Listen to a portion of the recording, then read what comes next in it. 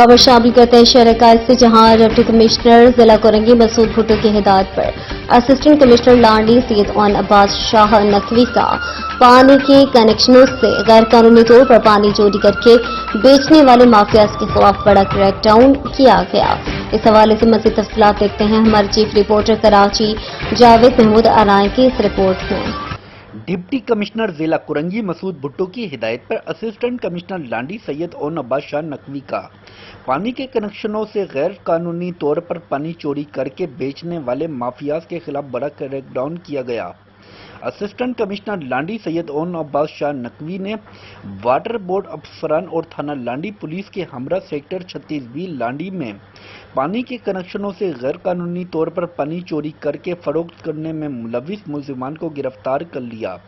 गिरफ्तार मुलजिमान के खिलाफ थाना लांडी में मुकदमा दर्ज कर लिया गया,